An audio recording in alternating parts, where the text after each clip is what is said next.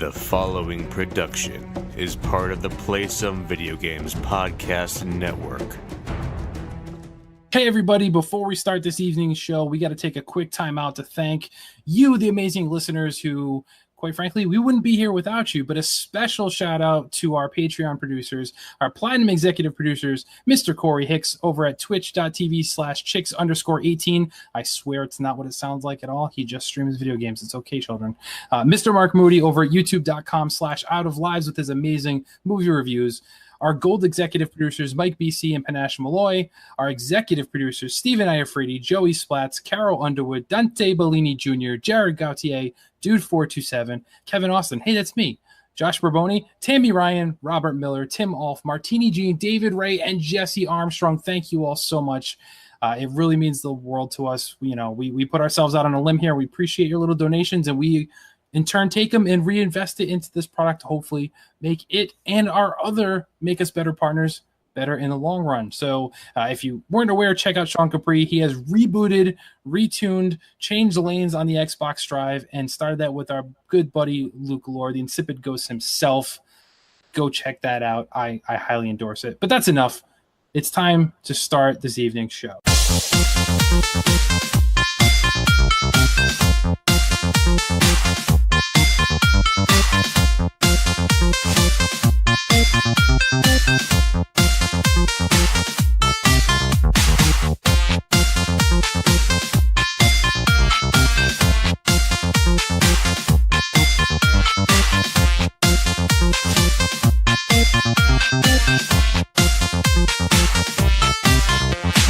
Hello, everyone, and welcome to this week's episode of Play Some Video Games, the only gaming podcast not breaking embargo dates on material.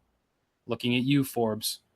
It is I, your host, Kevin, and with me, making his triumphant return all the way from the West Coast, Dev Buddy. How are you, man? I am chilling like a villain, trying not to do no killing out here on the West Coast, just keeping it real chill. Today was a good day. Never had to take the 9 off safety. Mm-hmm. Fair enough. Go with that. And also with us, straight out of somewhat near Detroit, Mr. Lucas Rose. Now, before you talk, I have to remind you, this is not Fluxtaposed. This is a clean show for the most part, like a PG movie. So for reference, just to put it in terms that you can understand, being a film connoisseur and trained in the arts of film, PG rating indicates that parents may consider some material unsuitable for their young children. There may be some profanity and some depictions of violence, sensuality, and even a little brief nudity. But they're not deemed as intense to require parents to be strongly cautioned. There's no drug use whatsoever. So with that being said, Lucas, how are you, buddy? It's been a long time. Well, let me just put my drugs away real quick, I guess. All of my big plate of drugs I have. That pretty much just described Fluxtaposed right there, that PG rating. I mean, but then we got to throw in, the bad words every now and again. Then you get the R. I'm doing well. I'm glad to be here. I'm glad you came on. Everybody fights over Jason Lacey. I have no idea why. He's just got to be on everybody's show. He's the looker. I guess, but you're the one who does all the work. We know it. Behind the scenes, you're the one making Fluxtaposed kind of, sort of, sometimes work. I'm the Wozniak to his jobs. I'm behind the scenes. I'm the third-party controller. I'm not everyone's first pick, but I'm there when you need me. It gets the job done. Yeah. I get the job done. You may have to recalibrate the, thumbsticks one, but hey, probably wired instead of wireless. Probably can't pronounce the name, but yeah, I'm here when you need me. And that's all that matters. So now that's out of the way, Lucas, we want to tell you this actually isn't a podcast. This is an intervention. Oh, Devin and I want you to come and pray with us. Yes. At the altar of GFuel, my son. Yes, brother. I have been trying. So I will not lie. I have opened the page, the storefront. I have not added things to my cart yet. I did check the prices and I said, better wait for one of those sales I keep hearing about. Yeah, that's when we buy. Yep. It makes sense. Definitely the way to do it. It's definitely the way to do it. I feel like they priced it in the way that they're like, well, we're going to have sales a lot. So for the people who can't hold off on that, when you got to stock up, you hit the sales. But for those people who aren't wise, they get them, they fleece them. No, Well- it works. It works. Whenever they do buy one get one, I get at least 4. So it's like, and I only paid 2. For 2, get a 4 in there, and it's 40 servings, so that lasts me quite some time. It's not like it's that bad. But yeah, and then Josh was supposed to be here initially, which would have been even better because all 3 of us drink GFuel, so that joke would have come off even better. Yes. Yeah. I foresee myself being there one day. There you go. There you go. My buddy at work, actually, he plays some games, but he's not really a gamer. But he does like the Tough Mudders or the Spartan races and stuff like that. Yeah. And I introduced him to it. I was like, hey, give this a shot before your workout. Try this instead of your pre-workout type thing. And he did. He's like, this is actually really good. But for the first time, he had it before and after a race.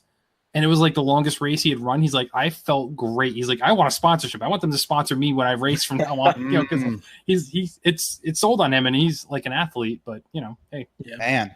I've got my whole office on it. Like literally, pretty much the entire office. We are now on GFuel. Oh my gosh, it's spreading. Maybe I might have to be the last holdout and just be like, no, I can't do it. And then something's gonna show up on your doorstep. yeah. Just a note that says "drink me" and Drink me, like Alice in Wonderland paper bag. Yeah. Flavor.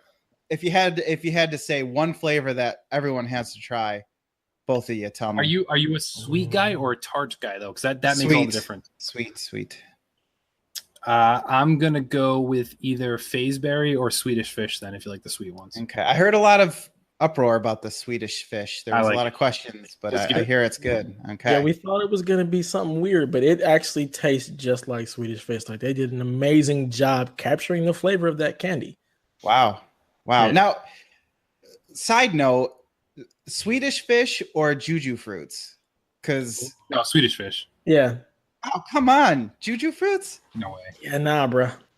Some of the Juju fruits are nasty. You don't want to get like the wrong flavor. It's just gross. But it's more flavors. There's more flavors in one package. Swedish Fish, you could just eat in one handful and you're done. I mean, you're not doing it right then. Yeah. You only need one good flavor. You don't need a variety. I thought if I that's knew the you case, guys. I'm going with gummy bears over Juju fruits too. They Well, can kick that's rocks true. all the way. Well, worms for me, but same thing basically.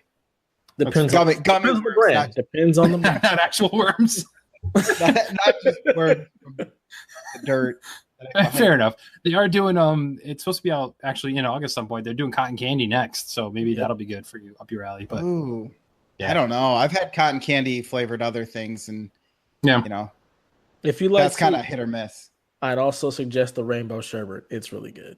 that is really good. That's That kind of sounds like it's almost. I think the best way I've described it is like it's like you're drinking Fruity Pebbles. Yeah, I that's could what get I'm drinking down right now. All right, so maybe that's more up your alley then. You won't be scared of that one. Believe it or not, we're not sponsored by GFuel as much as we'd love to be. We just want to poke fun. Do you have Amazon though, Lucas? Amazon Prime. Of course, I couldn't Okay. live without it. It is cheaper on Amazon. If you have Prime, you don't pay shipping. You just don't necessarily have the option of every flavor. It kind of rotates, I see. but you can get it for like $27 for a tub that way. They don't ever do the buy one get one there. That's only I on was their just site. going to ask you that. Yeah, Amazon won't ever do the buy one get one. They only do those on the site for the 35 they are. But yeah, if you want just one to try, Amazon Prime, you could save like $10 that way and not pay shipping at all. So Yeah, I gotta typically get on those mine deals, from though. Amazon. Yeah, When you gotta keep the shakes away because you're almost down to your last scoop, and you're like, yeah, you got to be like, do I really need this today? Or emergency rations, quick! Yes, Amazon 2-day delivery. completely. I like it. So, believe it or not, we're a video game podcast, everybody, not just a beverage podcast. This isn't Battle of the Beer, Battle of the G Fuel, We'll get to that stuff later. So, why don't we start things off as we always do? Talk a little bit about what we've been up to, what we've been playing. Not what you playing, because that's copywritten by Fluxtaposed. We can't say it. It's what have you been playing? Lucas, why don't you go first? You're the guest. Okay. Yeah, I've been working my way through Deus Ex not Mankind Divided, Human Revolution, on my road to Mankind Divided. I played this game originally on the 360 when it first came out because you know me, I love me some cyberpunk, and Deus Ex was kind of one of those properties that I remember from the early days of gaming. And so I've been working my way through this. Like I said, not my first time, but I didn't remember much about the game, so I wouldn't have been able to tell you what the story was or anything. So I kind of felt like maybe I should, play through it just to to experience it before I go on to Mankind Divided, which I heard was pretty good. So looking forward to that. It's going fairly well. It's definitely starting to show its age though. Especially because I decided to go more of a stealth route and just completely ignore fighting whatsoever for the most part. And it kind of mandates some boss fights through the story that you pretty much have no choice but to do. And that can be a little annoying because I'm like, well, I didn't put all my points into to fighty, shooty, bang, bang. So that's a little bit obnoxious. And also just because you don't really feel very powerful until later in the game because you're supposed to be like this cybered up dude who has all these powers and everything, but you're just like, oh, hold on, I gotta unlock it with these character points, basically. So you're not really that good at what you do until much later in the game. So it's got some growing pains, but and it hasn't aged too well, but it's still fun, still very atmospheric, and I enjoy that. And then really the only other thing that I've been playing is Life is Strange.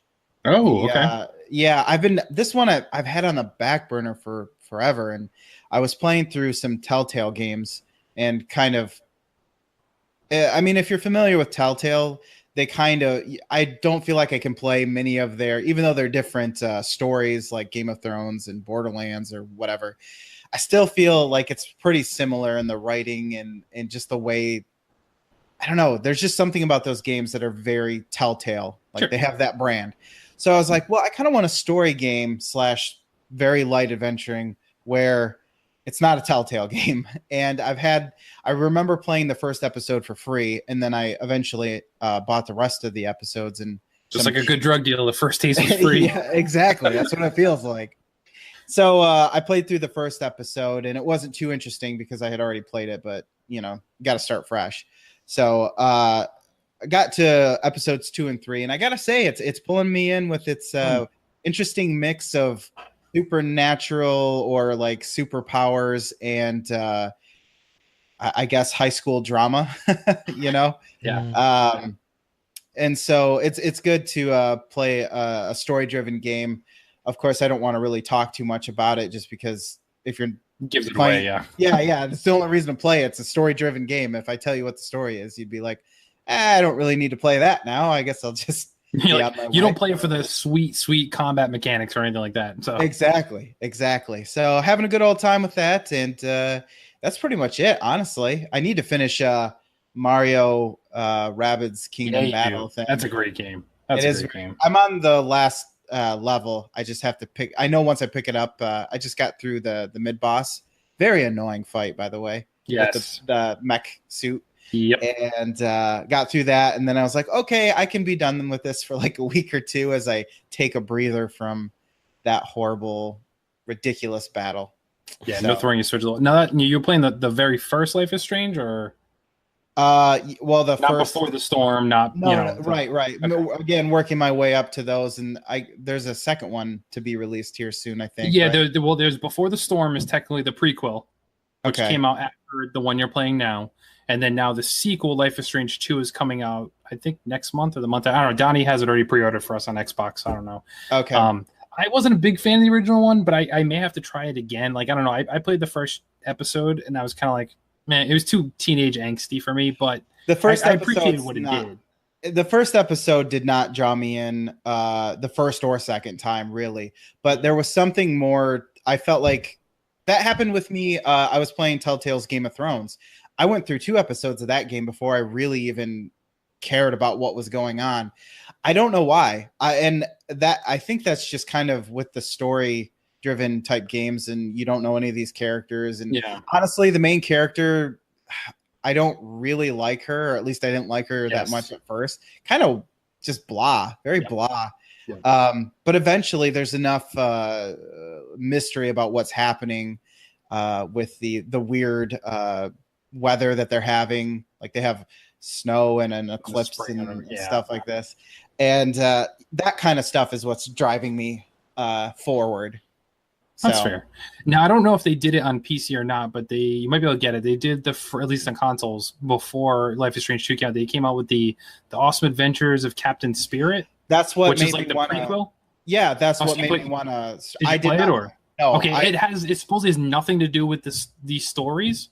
Okay. Like Life is Strange 2, Donnie is telling me I don't need to go back and play the other ones. I can just play Life is Strange 2. Like it doesn't carry over. It's like Final Fantasy, where it's like it's in the same world, but it's none of the same people kind of thing. So I really, really liked that, but I did not like Life is Strange. So that's kind of why I'm like, okay, I'll give Life is Strange 2 a shot, because if this is how it's going to be, I like what they did in Captain Spirit was fun. So okay, yeah, knowing that now, maybe I'll play that after this.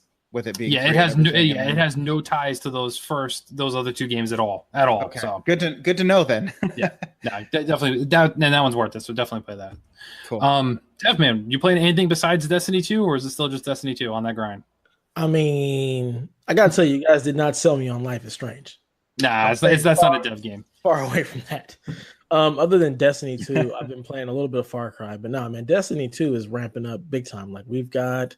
In 2 weeks, we have like an intro to Forsaken, and then we have Forsaken the week afterwards. And we just have this Solstice of Heroes event right now where you're able to get your like really nice armor up to level 400, and just all these little quality of life changes and tweaks and stuff like that. And they've added a lot of stuff to actually go after. So you're getting that Destiny Year One feel. And it's been awesome. Like my clan, we've been super active. We've been on pretty much every day, helping each other out, trying to get all the triumphs and all the achievements and everything, get all the gear. So it's been great. So that's really all I've had time for, because life, like Coach said, is giving me a swift kick to the groin, and we're just still trying to catch up from that. But other than that, yeah, D2 has been where it's been at for me. That's good. You love it anyway, so there's absolutely nothing wrong with that. And it's new content. It's not like you're playing the same game, like Caroline with Xenoblade 2. Right. At least Destiny gets different after 200 hours. And I think Lucas is muted, even though it looks like he's saying something. Yeah, turn my mic off. That makes it. There's a really inconvenient switch that turns your mic off, and it's like right in the middle of the microphone. I was saying, or Octopath Traveler. That game, Octopath is good though. Yeah, that actually looks. I need to give that. Octopath is really play good. that. Yeah, I need to sink more time in Destiny too. By the way, I played a little bit and I liked. I actually even streamed a little bit and I liked it, but I was kind of hoping some people would jump on the bandwagon because they were like, "Oh, is that in the Humble Bundle? Is that in the Humble Bundle? How much is that? Yeah, that's right. Can I get that? Is it too late?" And then I thought somebody was going to buy it, and I was like, "Okay, I'll just wait for them." And then nobody purchased it in time. They were like, "All right, I'm ready to buy," and then it's like, "Nah, man, that was like a week ago. You missed it." The sad part is it keeps going on sale. Like I have it on PC, but I don't have a PC, Lucas. I'm sorry. That's right. It hurts me. It hurts. He's got an awesome graphics card though. He's not using. I really do. I can show you right now. It's just sitting here in the box, looking real pretty. I'll trade you. I got one in my computer. I can rip out and send to you, and you can send me that one. No, it's okay. We'll just keep playing, stare at it in the box. Pretty much greatest game ever. There you go. All right. So for me, I'm finally getting back on track now that I've gotten like the last 2 review games we've done out of the way. I can kind of go back to playing what I actually want to play. So I'm still chipping away at God of War.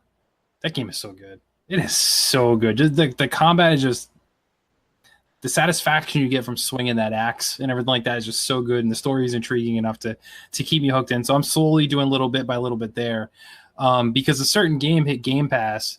And I was like, I should probably give this a shot. And I freaking love it. And that is Doom. Mm-hmm. Yes, Doom. I've been feeling the need to play that again. Yeah, I downloaded it. I want to play it so bad. It's so good. And I hadn't played it yet. And like, it's one of those ones that like I slept on it and I shouldn't have clearly. Now that I'm playing it, like this is amazing. Like it's just, it took me a little while though, because it's jarringly fast. Yeah. Like, and I know that that's something they all said, but like once you actually experience it, you're like, holy crap. Like it is super fast to get used to that and stuff. But especially when you're coming off from a lot of games now where it's like cover shooter or at least slow paced, methodical. This is completely different. This is like, no, you just charge at them with a shotgun and just shoot everything that moves. Yeah, like I've been playing PUBG and Fortnite and then go to Doom. It's like, no, not even so much quicker. Yeah. So that much fun. soundtrack though too. Oh my gosh. God, it is amazing. And the fact that like, so when you do those like fatalities, I guess you call them, like you rush up on them and you jam on your joystick and they do like that kill, he rips his head open. I love how like the music pauses at the beat just for that moment. It's like it goes like right back to it. It's like, oh, so good. We need another Doom movie. No. Just we? based on that. Or do we just need a good one? But yeah, we probably do need a good one. But that first person perspective little Yes. in the middle of that was great. The only good thing. Totally. And then the last thing I've been playing Overcooked 2, still playing that with the family. To much to Jason and Donnie and Caroline's dismay, I decided to get it on PlayStation because I have 4 regular human-sized controllers on PlayStation, and for me that makes a hell of a lot more sense to play with my family on that than trying to play with like a single Joy-Con. Each of us are, hunched over the tiny. It's not good. And we 3-starred everything on the first Overcooked on PlayStation, so it just felt right to do it that way. Somewhere in the middle of World 3. This one's a lot harder than the other one, I will say that. The difficulty ramps up a lot earlier in this one versus the original. So I haven't had 3 stars in everything. There's a couple, I think I have 2 stars, but I think it's because my daughters are playing too. If it was just me and my wife, I think we'd be moving quicker at 3 stars than with them, because the score is lower with the less amount of people you play. Like playing one person just sucks because you're doing like each joystick is a different character. Like you have to play 2 characters on screen. Mm-hmm. So in my mind, it's like a 2-player or 4-player game. And if 4-player, if everyone's on the same level of like, hey, I'm a gamer, not an 11-year-old, a 14-year-old who doesn't play video games, and then me and my wife, like it's not balanced. But so what you're saying is you blame your children for your failures. Yeah. Sounds about right. As I put in our Discord earlier this week when they were talking about it, I may or may not have. Have you guys seen the Gordon Ramsay gif where he puts the slices of bread around the woman's head and goes, "What are you?" And she says, "An idiot sandwich." Yeah. I may or may not have done that to my 11-year-old at some point playing this game. So, it's amazing they don't play video games. That's crazy. Right. Yeah, no, but they actually like to. She's really good at Injustice too. She's just not good at Overcooked. But yeah, it's just you get.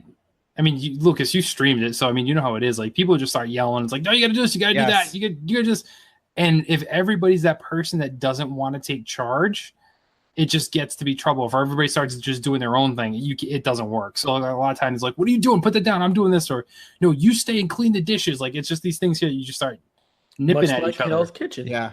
Exactly. In Japan, they do call the game like Divorce Kitchen is like what it's affectionately known as in Japan. Wow. Because it just causes people to yell at each other. So yeah, we're just playing that whenever we can and not trying to kill each other in the process. So it is what it is.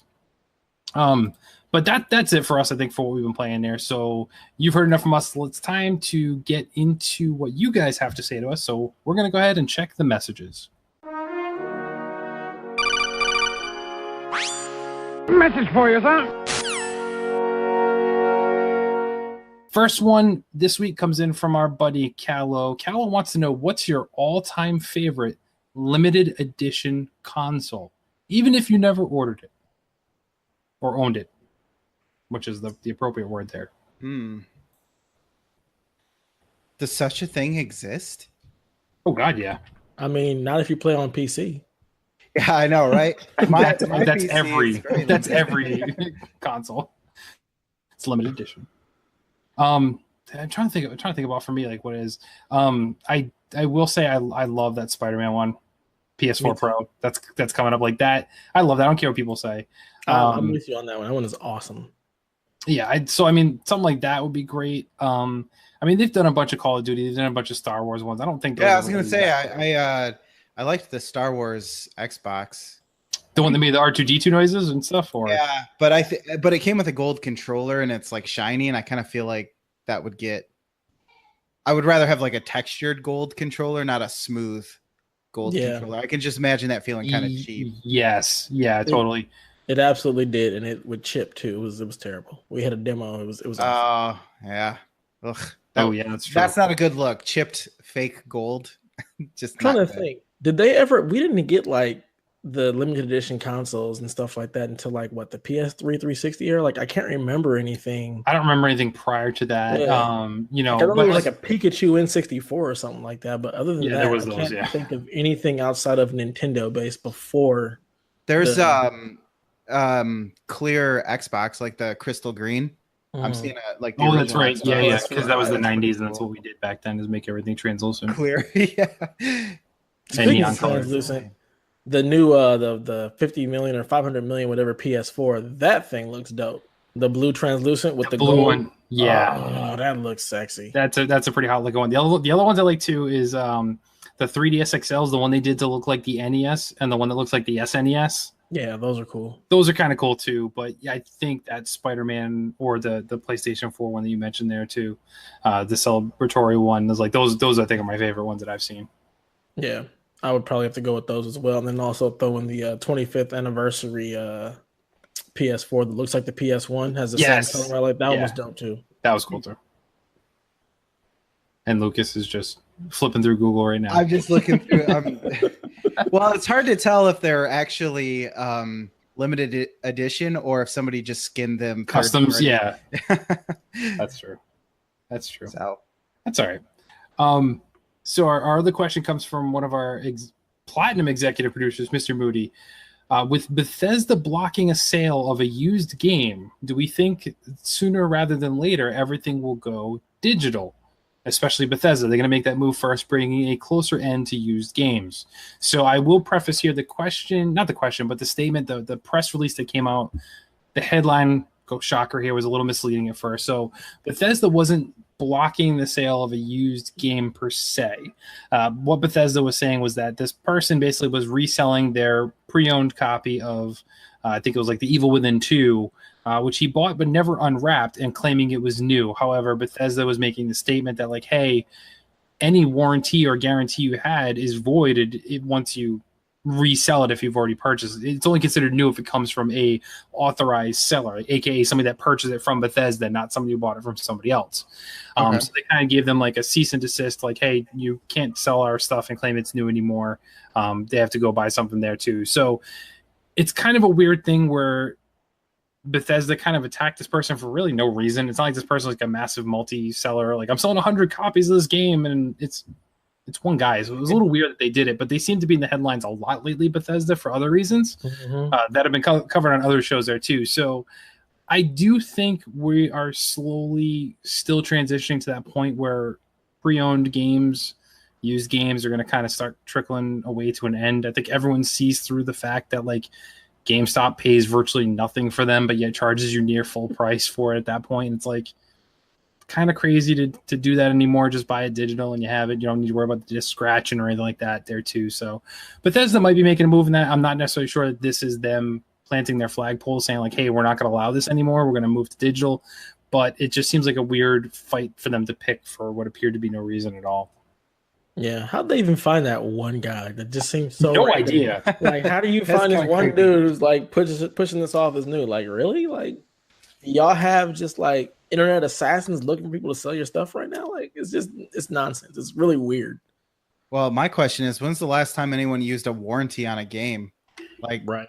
What they were worried that this other person was going to buy it and then be like, hey, this said new and it was defective, so I want a different copy. Well, I guess if you think about it, if you buy a game from like Target or Best Buy and you bring it home and for some reason it doesn't read in your game system, you could take it back and exchange it for the same thing.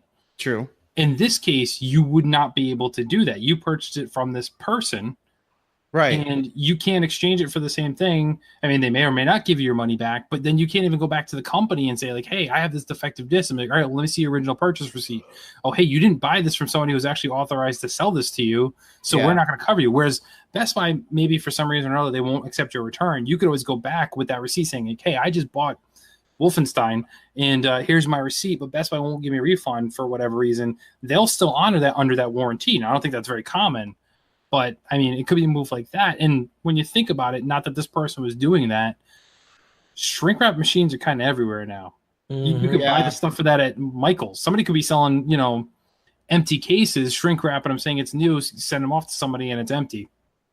Oh, I wonder if they also- were. I wonder if they were posing themselves as like a third-party seller, like on Amazon, like a game store that was That's actually quite an possible. individual. Yeah, I wasn't able to Mhm. find the actual original listing because it was taken down due to this, so I wasn't able to look into that. But yeah, it's kind of weird. But I don't know. I don't think I don't think that physical copies are going to go away completely. There's always going to be those collectors that want to have the physical copy. I will say that with the Switch, I have found the first time that I felt like I didn't want a physical copy over a digital because I hate having to something about getting those little cards out is very Yes. obnoxious. I'm terrified you're gonna lose them. Like that's what I was with me. I'm like, oh my god, these things are so small. They're smaller than the 3DS ones. So it's like, yeah. Yeah, that's true. So, but you know, a lot of the time you buy a physical copy or like a steel book and the game's not even in there anyway. So it's just like, well, nobody will know. You know, you'll have the case that you can display on your shelf or whatever, and just don't let anyone look inside. I personally wish more of the collector's editions came with digital copies because I don't want the discs. Like I was so ecstatic when I bought D2 for PC and it was just a code. I was like, this is great. But I don't want the disc. I think the price needs to reflect that to a certain degree, though. Yes, because I agree. the digital being the same price is just a little weird. It is because like, you That'll clearly be when it can't takes resell off. it. Yeah. Right, Yeah. that's what needs to happen. That revolution, what we see on PC and with Steam, that needs to happen to eShops and in the PlayStation Store and the Xbox Store because it's like, yeah, you get the physical, it's the same price, but you can resell that or you can beat the game and trade it and get like $30 back. Like Donnie's God of War, he bought God of War, sent it to Nathan. Nathan didn't have time to play it, but then Nathan sent it to me so I could play it. I haven't beaten it yet, but Donnie's like, hey, man, I want to trade this in because it's still worth a lot of money. And I was like, well, what's the trade-in value? And the trade-in value now is $25 at GameStop. So I sent Donnie a $25 like Xbox gift card. I'm like, here you go. Here's the money for it. And I'm going to keep playing God of War. Like, it's all said and done. But it's like, if you do it digital, you would still have paid $60 for God of War, and you cannot do anything with that. Yep. Yeah, So that's until true. they bring those prices down, I mean, we get these like really good flash sales and stuff on the on the PlayStation Store. You get the sales in the Xbox Store, but that needs to be more of the norm when they drop. Like you need to give me an incentive to want to buy digitally instead of going into GameStop and buying it for full price. Even if you're lucky enough to still have the Gamers Club unlocked or for until they change it in Amazon to be able to get that 20% off the new games, it still makes more sense from a cost perspective to go in and buy the physical disc. Plus, if you're playing fast enough, you can trade them in for almost the full value of it. So until they start dropping those prices down, like day one for digital, you're just not going to see the changeover. I agree. And Lucas, little tip: if you get Smash Brothers, don't get it digital. Really? Oh yeah, that game's gonna be huge. It's gonna be huge. I heard them talking about it on the Shack, and I was like, "Oh, that is a good point." I mean, just the soundtrack alone is 300 tracks. Like that, you're gonna be downloading that for 4 days before you can play it. So don't do it. I was gonna buy that. I was gonna buy the soundtrack on vinyl, but that would be like 2,000 records. Well, the good news though is if I do pre-order it, it probably won't leave the Switch anytime soon, so I won't have to worry about taking it out and swapping games. But the other thing I was thinking too is digital or physical also relies a little bit on the rental platform and things like libraries too. So those would definitely be affected. I mean, I'm sure there are people out there still renting games from Redbox even. Redbox has them. Yep. So it's a good point. I hope Switch has a bundle with the Smash I mean, Europe has it, but they haven't announced it for the US yet. They need to do that because that's how I want to get my Switch. Yeah, I agree. You can get the bundle that Walmart has. Have you seen that yet? I have not. So September 5th, it's coming out. We talked about it on Shack last night. It comes with the Switch, comes with a 1-2 Switch. Oh yeah, and then I mean, clearly this is the game you want bundled with it anyway, right? Mario Aces, right? Oh, yeah, right. Mario Tennis, yeah, that's the one you want, right? Just gonna erase this conversation from my memory. You don't want Odyssey. You don't want Breath of the Wild. You want Aces. You don't even want Mario Kart. Tennis is where it's at. What on earth? Yeah, I don't get it, but it's Walmart. It makes sense, I guess, when you think of it that way. But It is what it is. I would expect it. If it's going to be out in Japan, it's a no-brainer for the US, and that's going to be... This is a game, much like Odyssey was, much like Breath of the Wild is, it's going to sell consoles for people. It makes sense that they do. You won't get a deal on it, but you might... It's Nintendo. Yeah. Maybe they'll throw in one to Switch for free. Who knows? All right, so thank you, Mr. Moody, for the question there. The last one comes in from Josh, who... When he decided to skip out on tonight because he's been on like the last 3 episodes, I said, okay, but you have to give us a question. So his is, now that Disney has officially parted ways with James Gunn, there was a lot of controversy and talk that they were reconsidering a meeting with him, but they've now flat out said, nope, not going to happen. Mm-hmm. Who would you like to see sitting in that director's chair? I don't have an answer because I really don't follow directors enough to even consider anybody. So I don't have an answer for that. For the third Guardians? Yeah. What's his name who directed Iron Man? Jon Favreau? Favreau? Yeah. I think he would probably be the best suited with experience in the Marvel universe and the kind of humor that he could bring. It probably still wouldn't be the same, but I think that it would be close enough that most people wouldn't even notice. That's a really good one. I didn't even think of that when I saw the question either. Because, well, I agree with you. That'd be a really good pick. I'm not sure what his availability is because he's doing the live action Lion King movie. Oh gosh, that's right. Because he did the Jungle Book one that was amazing, and then like, well, you did animals once, let's do it again and take the better story. I was hoping you were going to say he was doing Chef 2, though. Or I think it was called Chef, right? Yes, the food truck story. Yeah.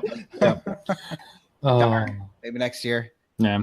For me, it's kind of a pipe dream here, but I think these both, I have 2 answers. They both fit, but in very, very different ways. One is J.J. Abrams, just because of the space experience, Star Trek to Star Wars. Like, and I'm a fan of what J.J. Abrams does. He, to me, is very similar to Steven Spielberg when Spielberg was good. Yeah, that's what I was going to say. Like, he reminds me of that. So, like, he still has it, I think. So I'd like to see him given different opportunities. And I think this is one that, while not, the comedic chops isn't really necessarily in his wheelhouse, but I think the episode, the odyssey of it all, the galaxies, stuff like the scope of it is within his range. And the second one's a little weirder, but go with me here. Okay. Kevin Smith. I could see that from his comic book experience. Right. Not the recent Kevin Smith we've seen with like Tusk. And I mean, Yoga Hosers to a lesser extent, that wasn't as bad as Tusk, but like the good Kevin Smith and the grounded Kevin Smith that we're seeing, kind of, he's getting back to it now. It seems like, I would like to see him, but he keeps saying all the time he would never want to do a comic book movie because he'd be afraid of ruining something he loves so much. But yet he does all this. But he does all the CW shows. He's done like 3 or 4 episodes of Supergirl. He's done The Flash a bunch of times. So to me, it's like you're already kind of doing it. And let's be honest, those CW shows are better than any they've put out yet. So yeah, while this is Marvel, it's I think he could do it, but that's a pretty interesting pick. I feel like J.J. Abrams would be like the safe pick, though. That's definitely the safe pick, hands up. Yeah, I agree with that. That was definitely the safe one in my head. So,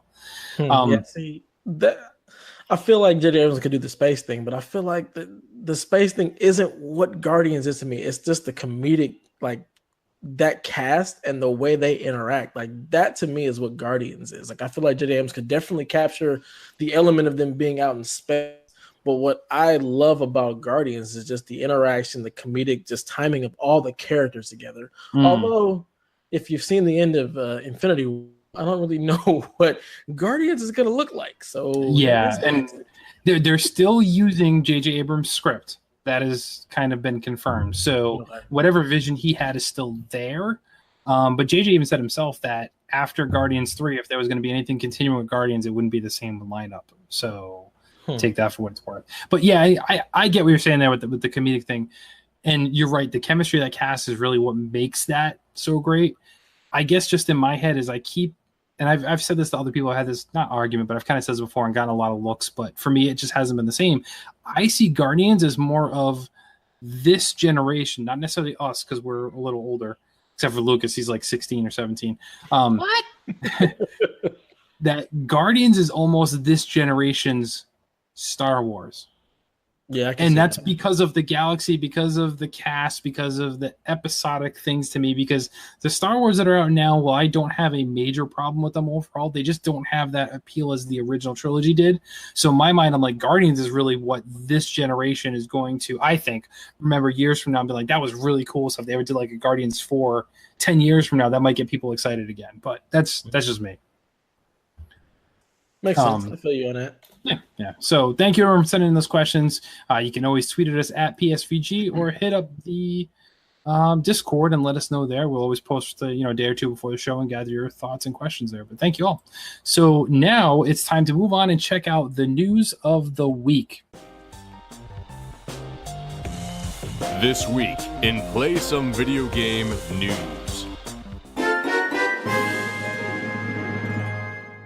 So publisher THQ Nordic has added the Time Splitters franchise to its massive staple of video game properties. The company recently announced it acquired the rights to the franchise from its former owner Crytek, and it sounds like there are plans to bring it back under Deep Silver, which THQ Nordic bought earlier this year. They've just been on a streak of doing these things.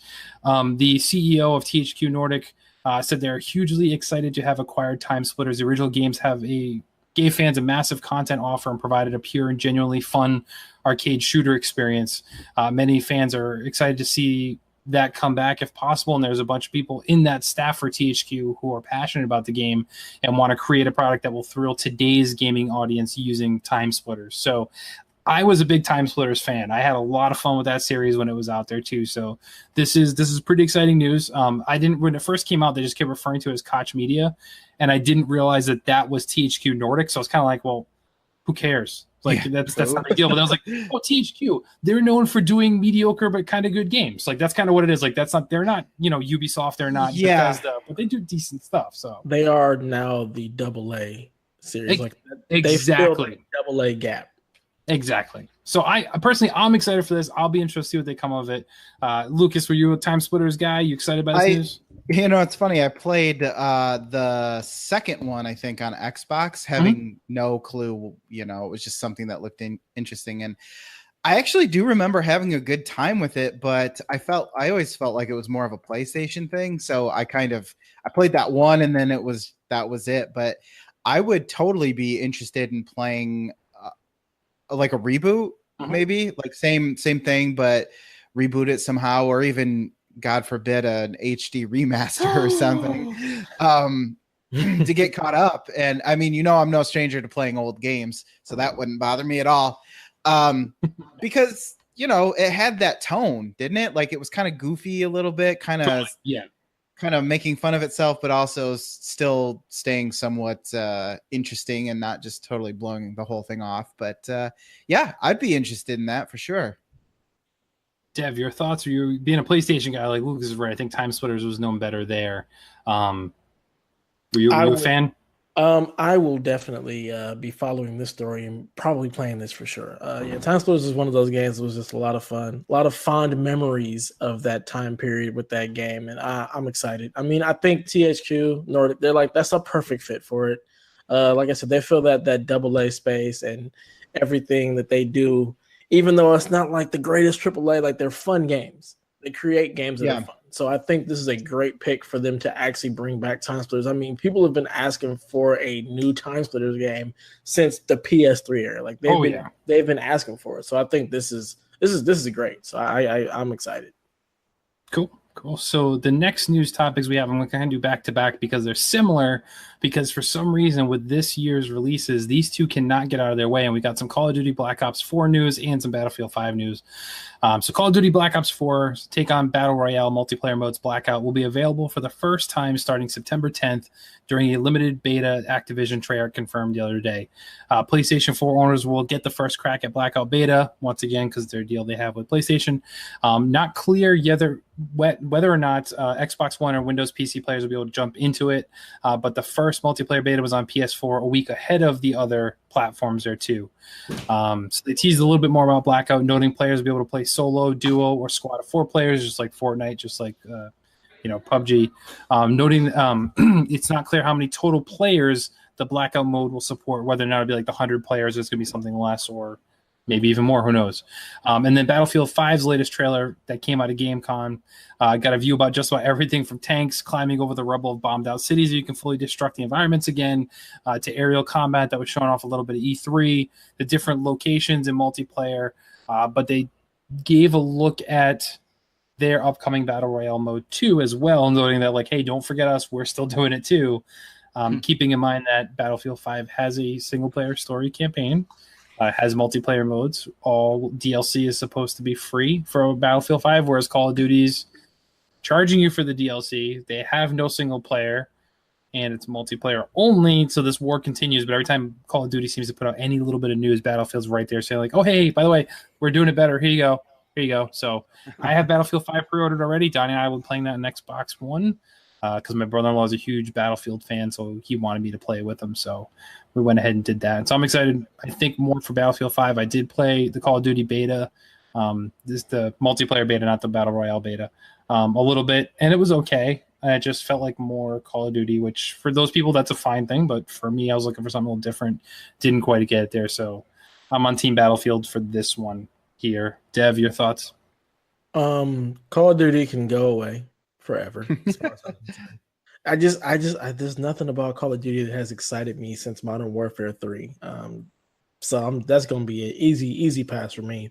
Battlefield, I've always liked the feel of more than Call of Duty anyway. So if I were to play either one of them, it would definitely be Battlefield 5, and I'd probably play it on the Xbox because that's where all you people seem to be lately. So I think that'll be a probably like Christmas time pickup for me. You could buy it for PC and then set the game case next to your unused video card and just look at them. I could do that. That's not fun. As for me, I've always been a Battlefield guy too. I look at Call of Duty as like a sport now. It's just in a sports game. It keeps coming out and it refreshes the roster and maybe new graphical updates, and that's about it. But the basic gameplay still stays the same. I say that as somebody who hasn't played one since like Modern Warfare 2. But anyway, take that with a grain of salt. But I missed what was it? Battlefield 1 was the last one that came out. Yeah. But I've always enjoyed to snag the title, the battlefield of Battlefield, in that it always felt more like it was alive because you have the vehicles. It felt like a big sandbox, and I appreciate that more. So if I was going to choose between the two, I would definitely be doing Battlefield 5, regardless of Battle Royale or not. I could really care less about that, honestly, but not because I hate it. I mean, I don't care that somebody like they're choosing to implement it. It's probably a smart idea, but it wouldn't. I don't know, something about crouching in the corner of a building for 2 hours and then die as the top 10 and never took a shot. Yeah, exactly. Doesn't really appeal to me. So fair enough. So our last news story I have here, this one's a little bit longer. As we mentioned kind of earlier, Bethesda's kind of in the news all over the place lately, between the story we talked about, between them taking shots at Sony basically for the Elder Scrolls card game, saying that, like, hey, if you don't do cross-platform play and progression saves across platforms, we're not bringing the game to you. You know, they're just taking shots at kind of all over the place. But they did a huge panel this past weekend at QuakeCon, but you can watch the whole thing online. But they talked a lot about one of my favorites, Fallout and Fallout 76. So they gave us some upcoming news there too. The special perks, basically. So I know, Lucas, you're familiar. I'm not sure, Dev, how your background on Fallout, but you know how special works. This one, it does return, but players find it this time as a card-based perk system. So in other words, a higher players' numbers for the attribute, the more perk cards they can apply. So higher special traits mean players can rank up cards, boosting their effects. So it's kind of a different progression to the special systems and the perks, the way it's going to work. So it's going to be a little bit different there, which is fine. Bethesda also said they're being super mindful about player versus player combat because there will be people there that will be hell-bent on just running around killing other people and not even playing what Fallout 76 is supposed to be, like the missions or like that. Like they're just going to go on a serial killer or murdering spree. So developers kind of thought of a way to do this and almost implementing a Nemesis-like system from Shadow Mordor. And the exact quote is, we're going to turn the a-holes into interesting content. So if you kill another human, that puts a bounty on his head. And a revenge system in there will allow you to be seen on the map in multiplayer for other people to come hunt you for a caps reward. So, like, if somebody's walking around killing other people, they're going to have a higher bounty on their head, and it's going to give you the incentive, maybe the person that plays properly, to hunt that person down. You're not going to get a bounty on your head for killing them, but you're going to gain a ton of caps or gear for killing him this way. Now, do they say that the money is automatically applied by the game, or is it? Yeah, the game. You're not stealing it from the other player. It's a bounty that the game supplies on their head. Okay, because I feel like I played something where maybe even Grand Theft Auto where you can. I'm gonna say Grand Theft Auto 5 does this. I'm just like, I don't want to put my own money towards somebody. No. Nobody's gonna do it anyway. I won't know if he dies or not. So what do I care? No. The game does it, and the best part is, like, if you die, like if they kill you, and you respawn, and you actually come back and kill them, you're actually gonna get double the bounty that they put on their head if you get back and get revenge on that person for killing you. So. Oh wow.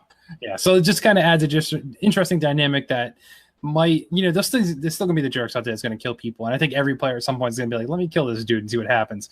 Yeah. So it's gonna happen, but at least they made it some sort of a deterrent from somebody just doing it all the time, and giving you a different activity, using it to make a new activity for the game. So it's kind of cool there too.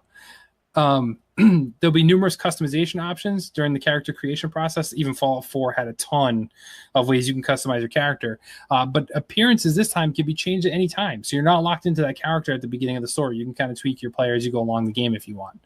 And they did pledge that mods will be supported in some form. They're not sure how it's going to work yet because of the online nature of Fallout 76. It's going to be something complicated if mods are going to be implemented in one person, but you're not using the mod, how it's going to work. They said they are 100% committed to it, to making it happen. And they said the same thing for Fallout 4 and getting mods on consoles, and they managed to do that. Now, PlayStation took a hell of a lot longer than Xbox, but they still did it. So I trust in Bethesda to get it happening. So reminder, Fallout 76 launches on PlayStation 4, Windows PC, Xbox One on November 14th. And the multiplayer beta will be coming in October for those people who pre-ordered, or I'm sure Bethesda will do some key giveaways and stuff like that to get in on it and try it out ahead of time there too. So, Dev, are you a Fallout guy? Does any of this news excite you? Interested in 76? Oh, yeah. I definitely enjoy Fallout. It's just one of those games I never finished because they're so long. But they are. Other than that, I love Fallout. Fallouts are always fun. So I enjoy what they're doing with the griefers, because it's not fun running around and constantly getting killed by this dude over and over again. So we can turn that into content where, now this guy's got a bounty on his head. So now everybody's aware of where he's at. Now we can just go kill this dude and, end his grief spree. That actually turns that into a much more enjoyable way of dealing with the griefers instead of just trying to avoid them or going into a different lobby or whatnot. So I think that's excellent. I do like what they're doing with the special system, just changing it up, just adding just new and interesting ways to play Fallout. That's what I see this as, and it's exciting. I think it's cool. I mean, it's a multiplayer Fallout. We haven't really had anything like that before, so it'll be really interesting because I'm definitely looking forward to nuking somebody. Definitely, and I'm excited for it too. And you say you haven't beaten one, so you haven't done Fallout 3 like 8 times like me? Absolutely not. No.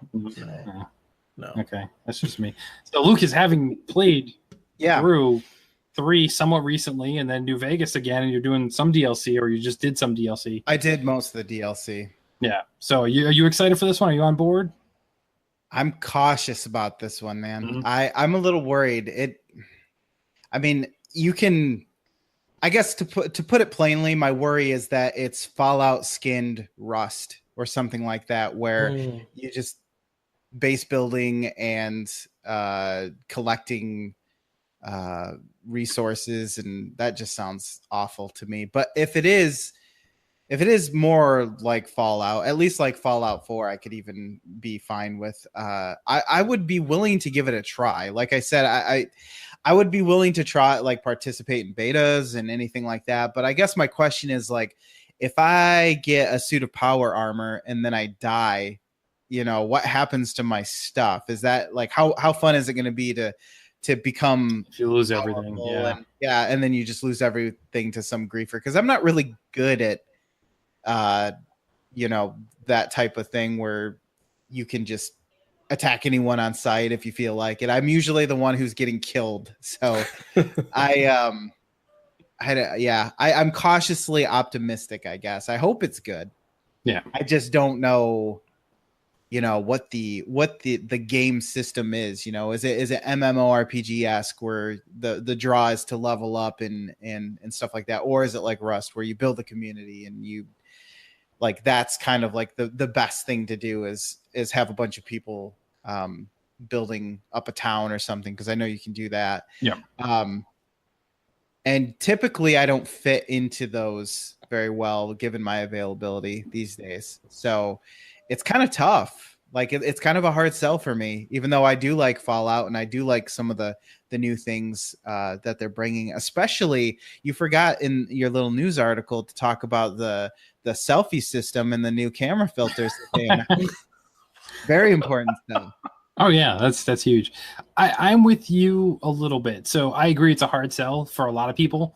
I'm kind of upset that this is going to be like the first Fallout that Donnie's probably really going to dive into it all, because I think he's going to hate it, and that makes me sad because I want people to like Fallout.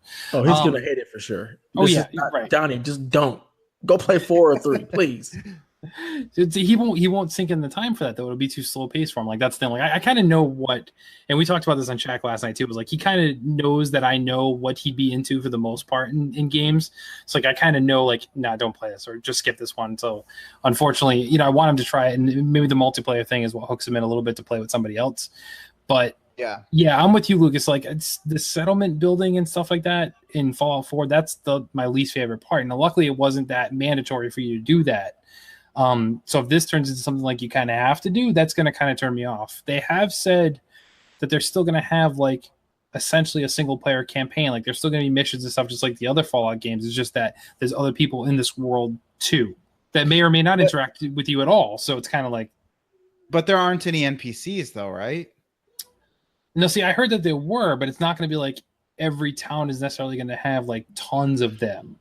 Like if you have to go to mission to do something, like they'll populate an NPC for that. Like if they say, "Hey, to get to the settlement and help this person," that they might be there. Well, so this article about stuff. Yeah, I was gonna say because this article is from a month ago, but it says there are no NPCs in Fallout 76, only other players and robots. So maybe it's the robots. The robots, yeah, that might be the thing then too. Which I mean, that's fine because that's fine. I'm just like, how is a Fallout story gonna work where there's no NPCs? Yeah, there has to be something. No, I'm there with you too. But like, I'm such a Fallout fanboy that I'm gonna try it anyway, and I just really hope it's good. But I'm with you that I'm cautious about it at the same time, where I'm like, I need to try and temper my expectations because this isn't more Fallout 4, which is what I want. But it's like that appeal of like, hey, maybe somebody else will play with me might make it better, even though much like you, I don't always have the availability when other people want to play. So right. Yeah, it's a big question mark for me, but I'm always it's like in the corner of my eye. Every time I see something, I stop and like read the headline about it or something just to see what's going on with it. Yeah, that's coming soon. We'll know soon enough, I'm sure. Once the beta hits, we'll get a little bit better idea, I think, as to what to expect from it, and then it'll be out shortly thereafter. But either way, my wife already said, she's like, "Hey, you want that?" I'm like, "Yeah, it's fall." She's like, "Cool, that'll be your birthday present." So my birthday's like 3 days before that. So I'm like, "All right, cool." So I know I'm gonna have it pre-ordered, and it'll be there for me on release day, so it's all and good. You'll be streaming it too, right? Yeah if I can get my computer working. Yep. that's the thing. But yeah, so that's it. That's all I got for news, guys. So what do you say we wrap this thing up? Let's shut her down, if you will. But before we do, Dev, where can people find you and what you're working on, if anything? You can find me on the Twitters at all times at DevAtias. Come pick a fight with me, talk some trash, and I'll tell you why you're wrong. Other than that, you can find me on PSN at DatNinjaDev2 if you want to come play some Destiny with me, or over on the Xbox at DatNinjaDev. No 2 on that one. Other than that, I'm not working on a whole lot else just because life has just done some things to me. But hopefully I plan to get back into the writing game and streaming once stuff settles out for me, and that's where I'll be. Cool. And Lucas, where can people find you, sir, if they're not familiar with your wares? My wares. What are you buying? What are you buying? Selling? What the hell's going on here? What the hell? Careful. PG. No, hell is okay. 13. Hell, okay. HE double hockey sticks. Yeah. I'm on Twitter as well sometimes or so they tell me. My media manager tells me. At heavymetal_riff. You can send me a tweet. I might see it. I'm still learning the systems and how it works. I do a show called Fluxtaposed that comes out on Wednesdays. We do it live on Tuesdays, though. You can come watch us there. We also do a battle of the beer. We talk about beer. We're real snooty. It's a good old time. And I have a Switch, and I must have a friend code. I think it's 3. My friend code's 3. It's just number 3. I'll have to double check that, but you don't want to. I don't really play games with other people. I'm single player all the way. They say single player is dead, but I'm bringing it back single-handedly. Gosh darn it! Single-handedly bringing single player. Yes. That's a lot of singles. That's a lot of singles. All the single ladies. All the single ladies. All the single ladies. All the single ladies. All the single ladies. Make it rain. Yeah. Let's stop this before it gets worse. So let's remind everyone, go check out the website at psvg.blog. On there, you can click the little Discord link and jump in and check out what we do all day. Pretty much, we entertain each other from everything from fitness to GFuel to movies and music and all the things we do and talk about there. So join us over there in Discord. If you're interested to see more of what we do or just help us be a little bit better, head over to patreon.com/makeusbetter and check that out for a little while. Donate a shilling or two if you'd like to, or not. It's fine. We appreciate you just listening. So thank you, everybody, for tuning in, for telling a friend, but most importantly, as always, we ask that you never stop gaming.